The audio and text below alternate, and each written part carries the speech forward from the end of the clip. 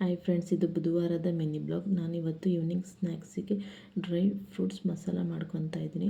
ನಾನಿಲ್ಲಿ 1 ಕಪ್ಪು ಸೂರ್ಯಕಾಂತಿ ಬೀಜ ತೊಗೊಂಡಿದ್ದೀನಿ, 1 ಕಪ್ಪು ಕಲ್ಲಂಗಡಿ ಬೀಜ ತೊಗೊಂಡಿದ್ದೀನಿ, 1 ಕಪ್ಪು ಪಂಪ್ಕಿನ್ ಸೀಡ್ಸ್ ತೊಗೊಂಡಿದ್ದೀನಿ, 1 ಕಪ್ಪು ಗೋಡಂಬಿ ತೊಗೊಂಡಿದ್ದೀನಿ, 1/2 ಕಪ್ಪು ಪಿಸ್ತಾ ತೊಗೊಂಡಿದ್ದೀನಿ, 1 ಕಪ್ಪು ಬಾದಾಮಿ ತೊಗೊಂಡಿದ್ದೀನಿ, 1 ಕಪ್ಪು ದ್ರಾಕ್ಷಿ ತೊಗೊಂಡಿದ್ದೀನಿ. ದ್ರಾಕ್ಷಿ ಇಲ್ಲಿ ಜಾಸ್ತಿ ಹಾಕ್ಕೊಂಡ್ರೆ ರುಚಿ ಚೆನ್ನಾಗಿರುತ್ತೆ.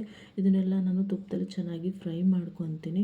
ನೋಡಿದಾಗ ನಾನು ಚೆನ್ನಾಗಿ ಫ್ರೈ ಮಾಡ್ಕೊಂಡಿದ್ದೀನಿ. ಇದಕ್ಕೆ ನಾನು 1 ಟೇಬಲ್ ಸ್ಪೂನ್ ಅಚ್ಚ ಖಾರದ ಪುಡಿ ಹಾಕ್ಕೊತಾ ಇದ್ದೀನಿ ಮತ್ತು ರುಚಿಗೆ ತಕ್ಕಷ್ಟು ಉಪ್ಪು ಹಾಕ್ಕೊಂಡು ಮಿಕ್ಸ್ ಮಾಡ್ಕೊತಾ ಇದ್ದೀನಿ ಚೆನ್ನಾಗಿ.